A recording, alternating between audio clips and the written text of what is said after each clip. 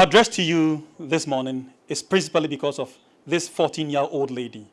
And we humbly would pray that all of us will put our hands to ensure that justice is delivered for and on behalf of Anul Jibril Al-Salami. We are simply here calling on all Ghanaians to ensure that justice is delivered. It is a pathetic scenario that we find ourselves in. We find ourselves in a situation where corruption has been so pervasive that a young lady who has been defiled by an almost 60-year-old man is presently in hospital trying to find her feet back into life.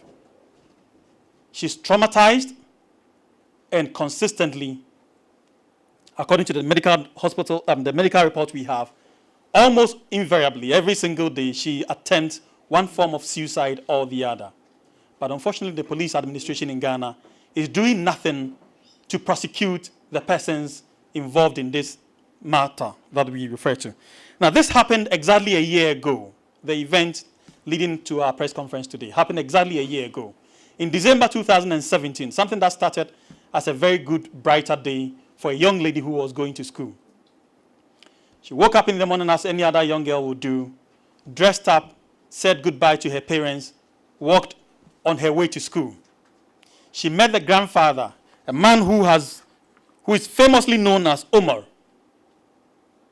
However, as per one of the several passports that he has different names such as Old Muhammad Mahmoud, sometimes Old Ibrahim Mahmoud, and other times Muhammad Mahmoud, depending on which passport that you're using.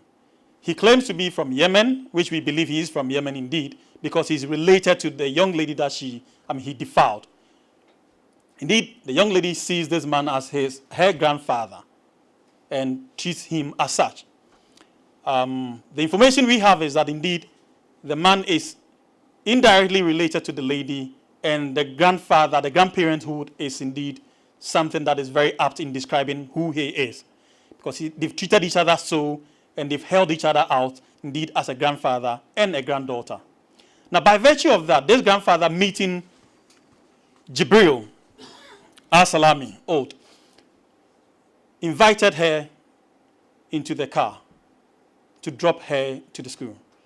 Willingly, she accepted the invitation of the grandfather, joined the grandfather in the car, and on their way to school, she ended up somewhere else that she cannot disclose till date.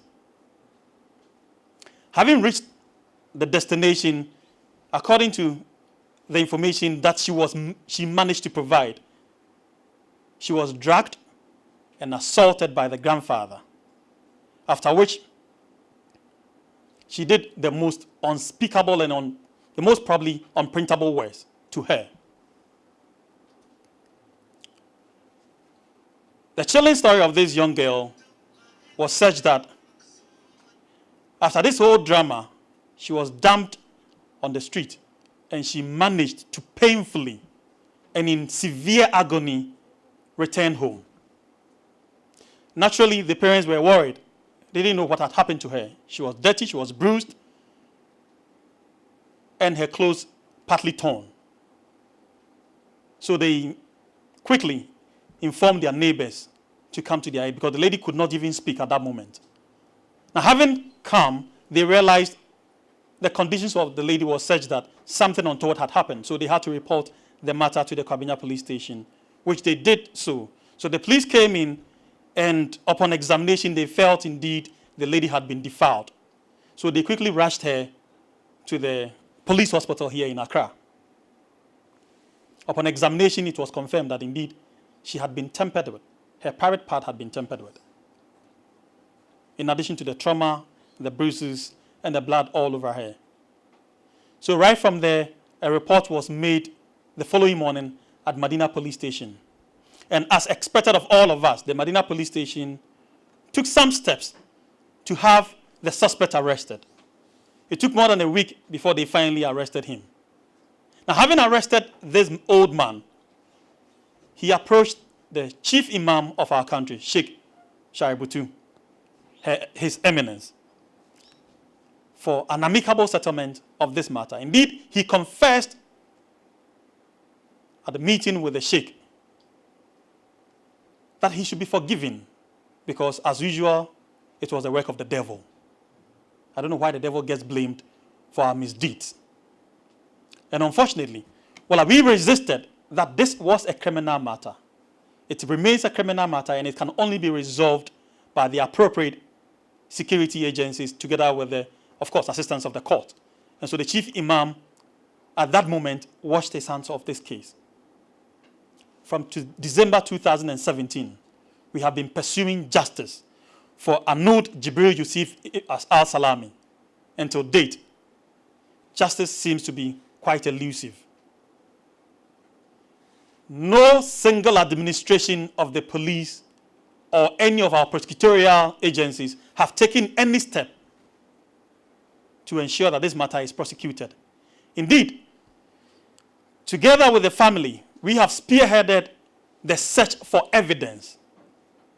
And we've provided all the evidence that is needed, required, to ensure a successful prosecution. Because, believe me, if you go to the police, they will tell you that until you have a prima facie case, they are not prosecuting. And of course, as a lawyer, that is what I do for a living.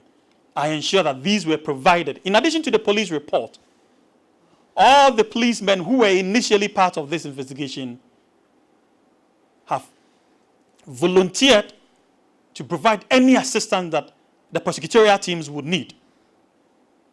We have provided every single document. I have personally gone to the police headquarters for more than 100 times in my life. In fact, the highest I have ever done in my entire life within this short period. All in the name of seeking justice for Anud Jibril Yusuf al-Salami.